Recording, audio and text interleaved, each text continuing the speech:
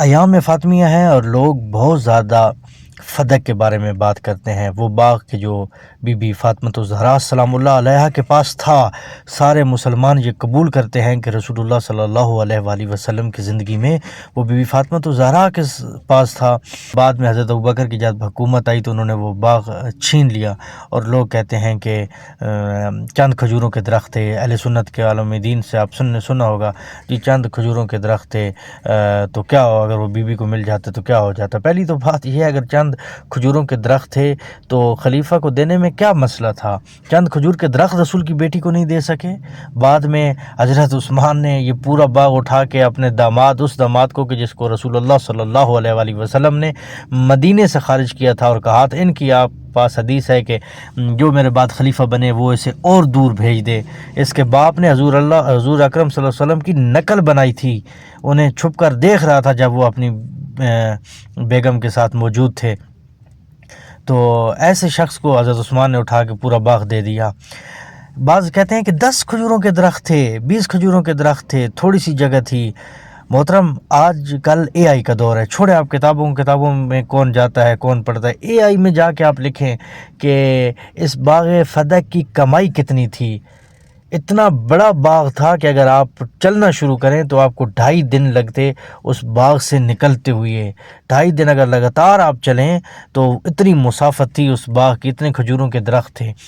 اور اس وقت اس کی سالانہ آمدنی جو اہل سنت کی کتابوں میں موجود ہے، شیعوں کی کتابوں میں موجود ہے، لیکن اہل سنت آپ کو حقیقت نہیں بتاتے، جھوٹ بولتے ہیں کہ وہ جی چند کھجوروں کے درخت تھے۔ سالانہ آمدنی اس وقت 70,000 دینار تھی، اور ایک دینار 1 گرام 4.25، ٹھیک ہے جی، اتنا سونے کے برابر تھا۔ 24 کیرٹ سونا، یہ نہیں کہ ملاوٹ والا، 24 کیرٹ سونا۔ اگر آپ 70,000 کو 4.25 سے ضرب دیں تو یہ تقریباً 297 کلو سونا بنتا ہے ایک سال کا۔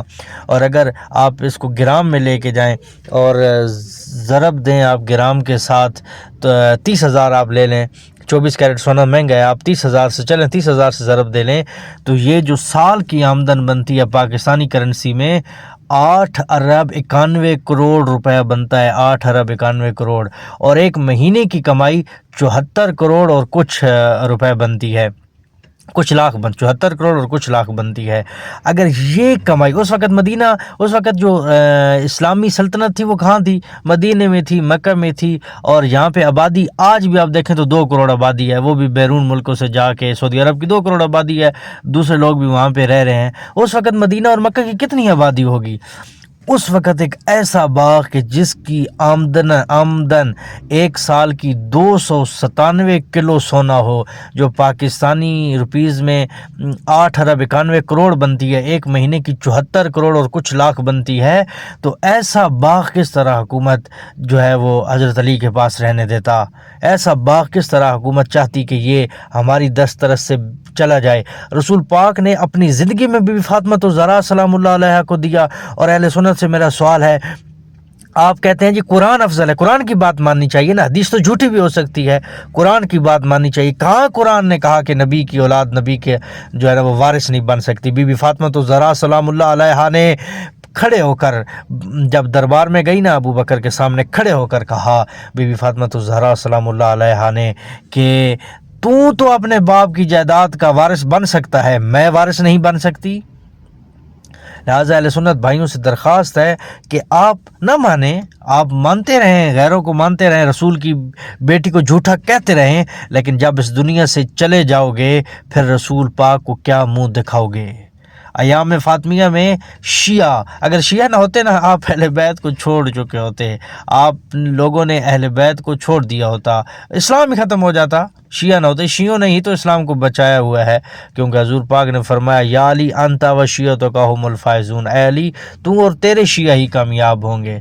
آپ لوگوں نے تو دین کو برباد کر دیا ہے۔